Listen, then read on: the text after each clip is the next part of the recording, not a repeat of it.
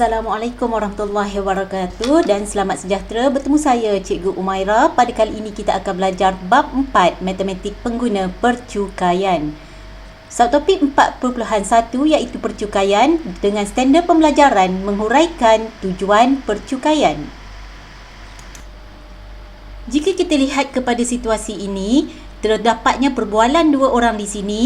Yang berbaju biru mengatakan kerajaan memperuntukkan dana untuk menyediakan infrastruktur asas seperti membina hospital yang memberikan perkhidmatan kesihatan.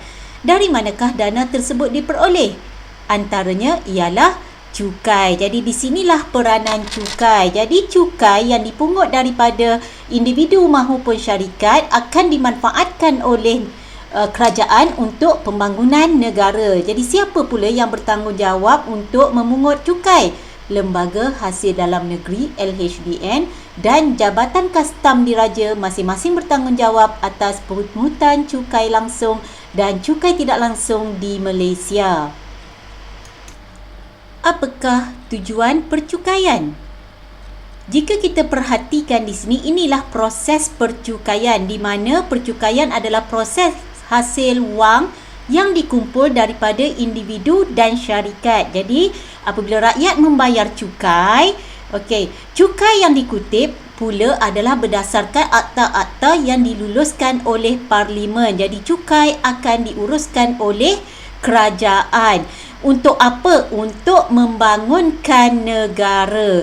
Jadi apabila hasil cukai akan dimanfaatkan supaya kemakmuran dinikmati oleh semua pihak, semua rakyat bersama-sama. Contohnya dalam bidang kesihatan, pendidikan, keselamatan dan kebajikan. Harus diingatkan, rakyat perlu jujur dalam membayar cukai dan mematuhi undang-undang supaya kerajaan tidak menanggung kerugian.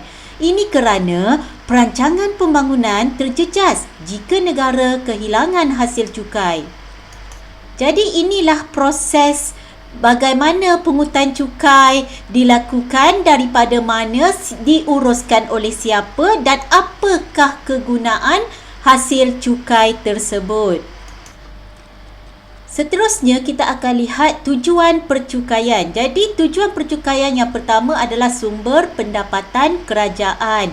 Jadi ianya penting untuk mentadbir urus negara, untuk membiayai projek pembangunan negara. Contoh tadi dalam sektor pendidikan, sektor kesihatan, dan untuk mengagih semula ketidakseimbangan pendapatan dalam masyarakat. Seterusnya tujuan percukaian juga adalah sebagai alat pelaksanaan polisi kerajaan supaya polisi tersebut mendapat kesan yang lebih efektif. Contoh, pelepasan cukai untuk rawatan perubatan ibu bapa untuk mewujudkan masyarakat penyayang. Cukai keuntungan harta tanah dikenakan apabila kerajaan ingin mengurangkan aktiviti pelaburan hartanah yang keterlaluan. Jadi di sini juga adalah suatu yang penting supaya kita juga dapat menjaga ekosistem negara di samping dapat menggunakan atau memanfaatkan hasil pungutan cukai itu sendiri. Seterusnya, tujuan percukaian juga adalah untuk kawalan penjualan barangan atau perkhidmatan. Ini kerana cukai boleh dikenakan pada sesuatu barangan atau perkhidmatan supaya rakyat dapat mengurangkan pembelian barangan atau penggunaan perkhidmatan tertentu. Misalnya, cukai rokok, cukai arak dan cukai perjudian. Jadi di sini selain daripada hasil cukai, ianya juga dapat mengajar atau membimbing rakyat untuk sentiasa berbelanja secara berhemah. Seterusnya yang terakhir, tujuan percukaian adalah sebagai alat keuangan untuk menstabilkan ekonomi. Pada keadaan tertentu, cukai merupakan satu daripada alat keuangan bagi kerajaan untuk menstabilkan ekonomi.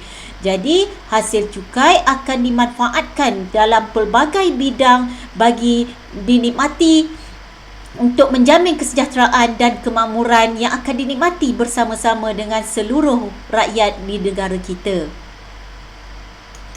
Persoalan ke mana hasil cukai digunakan?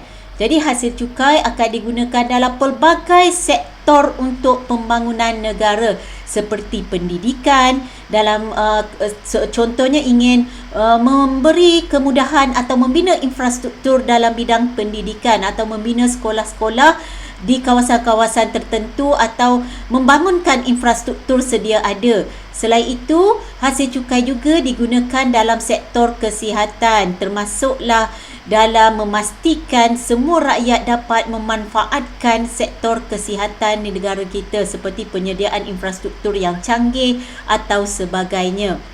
Hasil cukai juga adalah digunakan untuk kebajikan rakyat seperti yang kita bincangkan sebentar tadi.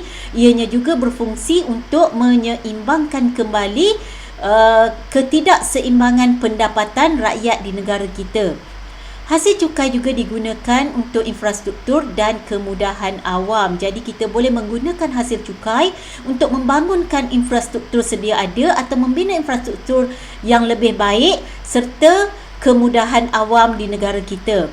Selain itu, hasil cukai juga digunakan dalam sektor pertanian dan perindustrian, termasuklah keselamatan dan pertahanan negara. Dan yang pastinya, hasil cukai adalah untuk pembangunan di negara kita. Kita lihat situasi ini.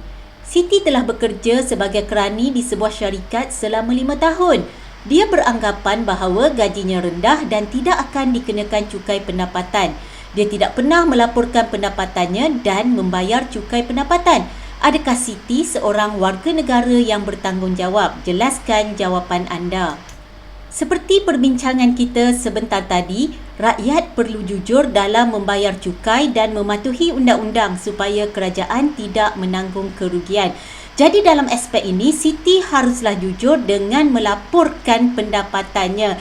Siti tidak perlu risau kerana kerajaan atau lembaga hasil dalam negeri yang bertanggungjawab untuk mengira selayaknya cukai yang dikenakan ke atas Siti. Jadi seorang yang bertanggungjawab haruslah melaksanakan tanggungjawabnya kepada negara kerana setiap hasil cukai adalah untuk membangunkan negara. Sekian saja untuk video pada kali ini. Saya harap video ini dapat memberi manfaat kepada semua di luar sana dan sama-samalah kita membangunkan negara. Sekian, terima kasih.